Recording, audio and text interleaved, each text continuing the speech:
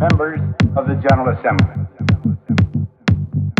When Secretary General Hammarskjöld's invitation to address this General Assembly reached me in Bermuda, I was just beginning a series of conferences with the Prime Ministers and Foreign Ministers of Great Britain and of France.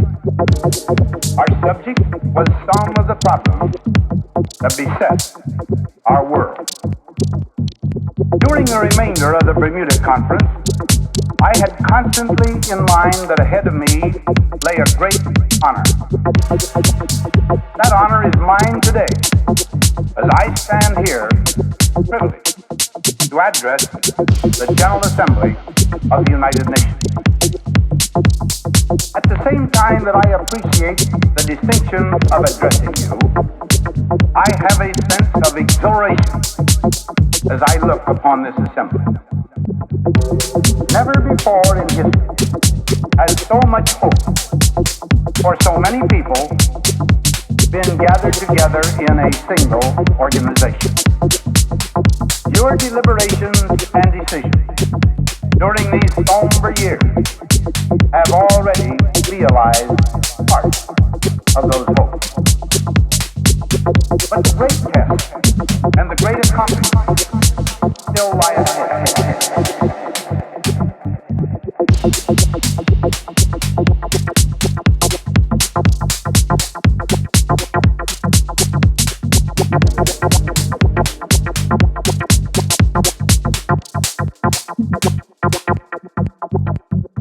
This we shall do in the conviction that you will provide a great share of the wisdom, the courage, and the faith which can bring to this world lasting peace for all nations and happiness and well-being for all men.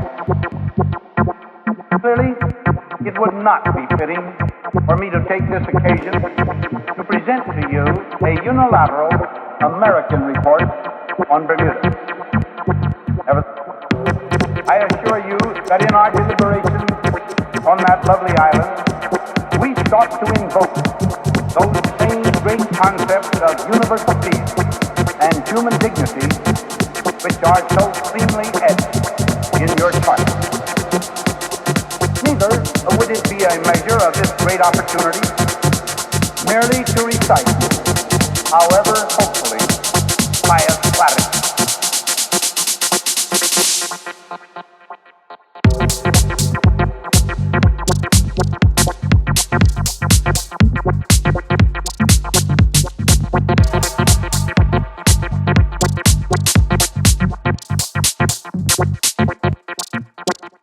But this occasion warranted my saying to you some of the things that have been on the minds and hearts of my legislative and executive associates and on mine for a great many months. What I had originally planned to say primarily to the American people. I know that the American people share my deep belief that if a danger exists in the world,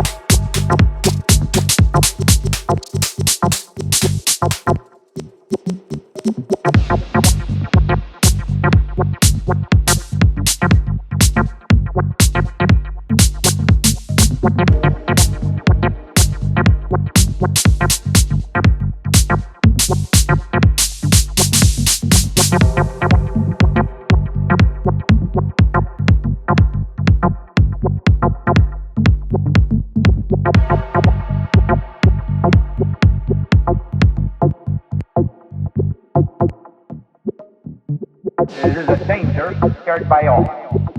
And equally, that if hope exists in the mind of one nation, that hope should be shared by all. Finally, it there is to be advanced any proposal designed to ease, even by the smallest measure, the tensions of today's world, what more appropriate audience could there be than the members of the General Assembly of the United Nations? I feel impelled to speak today in a language that, in a sense, is new. One which I, who have spent so much of my life in the military profession, would have preferred never to use. That new language is the language of atomic warfare. The atomic age has moved forward at such a pace that every citizen of the world should have some comprehension, at least in comparative terms, of the extent of this development, of the utmost significance to every one of us. Clearly, if the peoples of the world are to conduct an intelligent search for peace, they must be armed with the significant fact of today's existence.